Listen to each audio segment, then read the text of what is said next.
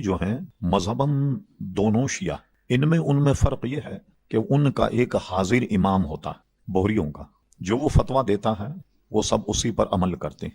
شیعہ حضرات کا مذہب یہ ہے کہ 12 اماموں میں یہ 12 امام ہمارے بھی امام ہیں، اور سب اہل سنت و جماعت حضرات امام مہدی رضی اللہ تعالی عنہ کو وہ 12واں امام مانتے ہیں، جس کو حاضر الزماں وہ کہتے ہیں۔ کبھی شیعوں کے دروازے پہ آپ نے دیکھا ہوگا، ہماری علامت یہ ہے نا کہ عموماً ہمارے گھروں میں مسجد میں الصلاۃ والسلام علیکہ یا رسول اللہ، وہ یہ لکھتے ہیں السلام علیکہ یا امام حاضر الزمان، اس قسم کے الفاظ وہ لکھتے۔ تو وہ امام مہدی کو اپنا امام مانتے ہیں اس دور، اور ان کا عقیدہ یہ ہے کہ وہ پیدا ہو گئے اور کسی غار میں ہیں، قرب قیامت میں وہ تشریف لائیں گے اور غار سے نکلیں گے۔ اور یہ جو کہتے ہیں کہ قرآن مجید جو ہمارے پاس ہے یہ مکمل نہیں ہے، کہتے ہیں یہ مکمل قرآن انہی کے بغل میں دبا ہوا ہے، اور جب آئیں گے تو اصل قرآن لے کر کے آئیں گے۔ اور یہ کمبخت اتنے عاقبت نا اندیش ہے کہ اس قرآن مجید فرقان حمید کو بیاض عثمانی کہتے ہیں کہ یہ حضرت عثمان رضی اللہ عنہ کی کتاب ہے، حالانکہ پوری امت کا اس پر اجماع ہے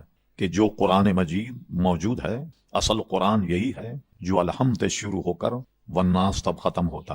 پورے اکابر علماء کا اس پر اتفاق ہے، اور خود جب قرآن مجید جمع ہوا تو پورے صحابہ کرام علیہم رضوان نے اس سے اتفاق کیا، سب سے بڑی اجماع امت جس کو کہتے ہیں۔ تو اب بوہری لوگ اس زمانے میں اپنے وقت کا امام مانتے ہیں، اس امام کی وہ تقلید کرتے ہیں یا سب کچھ اسی کو مانتے ہیں، اور اس میں عموماً کتنے ہی بڑا آدمی ہو کیلنڈر کے حساب سے، یا ان کا امام کہتا ہے تو ایک دن پہلے ہمارے سے روزہ رکھ، اور ایک دن پہلے عید کرتے ہیں، ایک کیلنڈر کے حساب سے سمجھے چلتے، ان میں چاند وغیرہ دیکھنے کی کوئی وہ نہیں۔ یہاں تک کہ ابراہیم جی جو مشہور قانون داں اور جسٹس، وہ جب گورنر بنے، گورنر تو مرکز کا نمائندہ ہوتا، یہ تو ہمارے سنی اپنے آپ کو شرماتے برگشتہ ہوتے ہیں، وہ بحیثیت گورنر کے بھی ایک دن پہلے روزہ رکھتا تھا، اور اخبار میں فوٹو چھپتی تھی، تمام قوم کے جو لیڈر ہیں جو نماز پڑھتے ہیں وہ ایک دن پہلے نماز پڑھتا تھا، اتنی ان میں وہ سختی۔ وہ اپنے حاضر امام کو جو ہے وہ سب کچھ مانتے ہیں۔ آغا خانیوں کا معاملہ ان سے بالکل جدا۔ آغا خانی نہ کسی کتاب کو مانتے نہ کسی حدیث کو مانتے، بلکہ اس وقت کا جو ان کا امام ہے وہ ان کا امام ہے، اور معاذ اللہ اس میں اللہ تبارک و تعالیٰ کی ذات کو حلول مانتے ہیں کہ ان میں اللہ تبارک و تعالیٰ اس کی ذات میں گھسا ہوا، معاذ اللہ ثم معاذ اللہ۔ اور یہ چیزیں بھی ان کے بہت بڑے کوئی محقق تھے، وہ مسلمان ہو گئے تھے غالباً، تو انہوں نے اپنے دین و مذہب پر ایک کتاب لکھی، اس میں ان ساری چیزوں کو بیان کیا۔ نہ ان میں نماز ہے، نہ روزہ ہے، نہ حج ہے، نہ زکوٰۃ ہے، کوئی بنیادی باتیں جو اسلام کی ہیں کوئی بات ان میں نہیں ہے۔ میں ذرا سا آگے بڑھاتا ہوں۔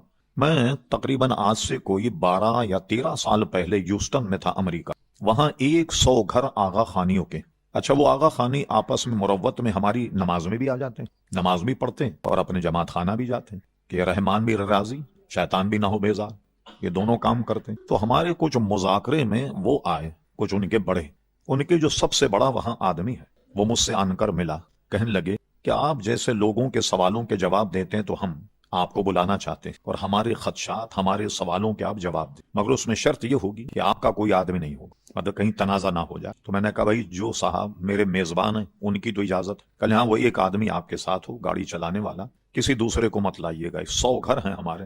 ایک بڑے حال میں انہوں نے اہتمام کیا، اور جو کچھ اسلام کے خلاف وہ بوچھار کر سکتے تھے، گھنٹے 2 گھنٹے سب انہوں نے کیا۔ کرنے میں انہوں نے کیا کیا، میں نے سب کے جواب دیے تسلی بخش۔ تو کہنے لگے ایک مسئلہ ہمیں بتائیے۔ میں نے کہا وہ کیا ہے؟ کہنے لگے جہاں تک اسلام نہیں پھیلا ابھی، وہاں کے انسانوں کا آپ کے بارے میں کیا، جہاں نماز پہنچی، نہ روزہ پہنچا، نہ نبی کریم علیہ السلام کی دعوت پہنچی، ان کے متعلق آپ کا کیا؟ تو میں نے کہا جناب بلا وجہ آپ پریشان ہیں، ہماری تو بہت بڑی فتاوی کی کتاب فتاوی عالمگیری میں یہ جزیہ موجود ہے کہ خدا نہ خواستہ آپ کے بقول کہ کسی جگہ اسلام نہیں پہنچا، لیکن وہاں کے لوگ اگر اپنا کوئی خدا مانے کہ ہمارا پیدا کرنے والا خالق اور مالک ہے تو بھی ان کی نجات ہو جائے گی۔ حضور کی دعوت ان تک نہیں پہنچی، اسلام ان تک نہیں پہنچا، یہ تو ہماری کتابوں میں موجود ہے مسئلہ۔ کہنے پھر آپ کے مولوی کیوں نہیں بتاتے؟ تو میں نے کہا نہیں بتاتے تو آپ نے پوچھا نہیں ہوگا، وغیرہ وغیرہ، اس پر گفتگو۔ کہنے لگے ہم کل آپ کی تقریر میں تھے تو آپ نے ایک سوال کے جواب میں یہ کہا، کیونکہ آپ جانتے ہیں کہ جب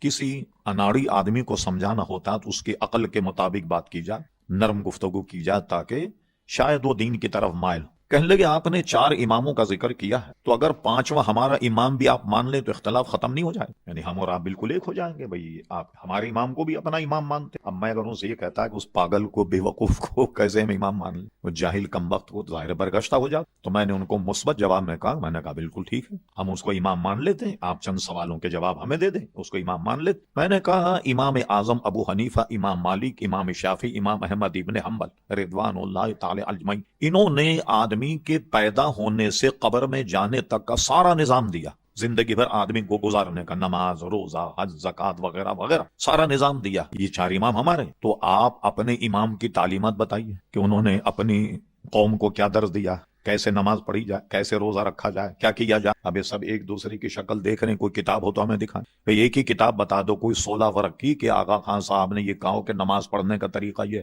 تو اب ایک آدمی کے پاس کوئی ضابطۂ حیاتی نہیں ہے، کچھ ہے ہی نہیں، اب اس کو امام کیسے مان لیں؟ اب لائیے ان کی تعلیمات کو۔ وہ بالکل خاموش ہو گئے۔ پھر خاموش ہونے کے بعد تھوڑا سا ان کو شاٹ یہ لگا کہ بہت بڑی دعوت کا انہوں نے اہتمام کیا، ظاہر ہے کہ سب آدمی ان کے 500-600 آدمی، 100 گھر کے، تو میرے سامنے رکھا۔ میں نے کہا میں تو گوشت کھاتا نہیں۔ کہ نہیں، آپ کے میزبان نے ہمیں نہیں بتایا، ہم نے سارا اہتمام آپ کے لیے کیا۔ میں نے کہا نہیں، آپ کو گھبرانے کی ضرورت نہیں، میں تو جو رائتا ہے نا دہی کا بنا ہوا، اس 1 روٹی کھا لوں گا، میں اتنی کھا لیتا ہوں جتنا زندہ رہنے کے لیے آدمی کو ضرورت ہوتی۔ میں نے الحمدللہ رائتا سے روٹی کھا لی، اور ان کے سوالوں کا جواب دے کے ان سب کو میں نے لاجواب کر دیا۔ اب اس دین کے پاس کوئی حیات کا طریقہ ہی نہیں، ضابطے حیات ہی نہیں، نہ نماز ہے، نہ روزہ ہے، نہ حج ہے، نہ زکوٰۃ ہے، وہ کیا مذہب ہوگا؟ صرف جاتے ہیں، آغا خان کا فوٹو لگا ہوا ہے، اس کے سامنے بیٹھ کر کے پتہ نہیں کیا کچھ پڑھتے ہیں یا اس کو سلام کرتے ہیں، اور سب آدمی اپنے اپنے گھروں سے کھانا لے کر آتے ہیں اپنے ٹفن میں، اور سب مل کر کے بیٹھ کر کھانا کھا کے بس نشیستن، گفتن، خوردن، نوشتن، برخاستن، بس یہ ان کا مذہب ہے، کھاؤ پیو اور اپنے اپنے گھر چلے جاؤ۔ اب ظاہر یہ کیا مذہب ہوگا؟ ٹھیک، اچھا، اب بہت سے لوگ کہتے ہیں کہ بھئی اگر یہ ہیں تو آپ ان کو کافر قرار کیوں نہیں دیتے؟ دیکھیے، کافر قرار دینا یہ حکومتی سطح پر، آغا خانی، بہری، یہ 2 فرقے ایسے ہیں کہ خدا نہ خواستہ، لاکھ مرتبہ خدا نہ خواستہ کوئی آدمی ان کے پاس جائے، انہوں نے کہا بھائی واہ، آپ کا مذہب تو بہت اچھا ہے، ہم آغا خانی ہونا چاہتے ہیں، کیا کرنا چاہیے؟ انہوں نے کہا جائیے اب گھر تشریف لے جائیے، ہمیں آپ کی ضرورت نہیں۔ اسی طرح بوریوں کے پاس جائیے کہ میں کوئی بوری ہونا چاہتا ہوں، کہ گھر بیٹھیے آپ، ہمیں ضرورت نہیں۔ تو یہ طبقہ وہ ہے جو تبلیغ نہیں کرتا۔ آپ دیکھیں کہ جہاں بوری ہیں، نہ محلے سے کبھی لڑائی ہو گئی، نہایت امن سکون کے ساتھ رہتے، تو یہ اس کے بارے میں کوئی منفی پروپاگنڈا ہوتا ہی نہیں، نہ کوئی ان کا ذکر کرتا ہے، نہ کچھ کرتا۔ مسائل اگر کوئی پوچھے تو ہم یہ کہہ دیں کہ جو دین کے ہمارے بنیادی اصول کو یہی نہیں، کوئی بھی اگر نہیں مانے تو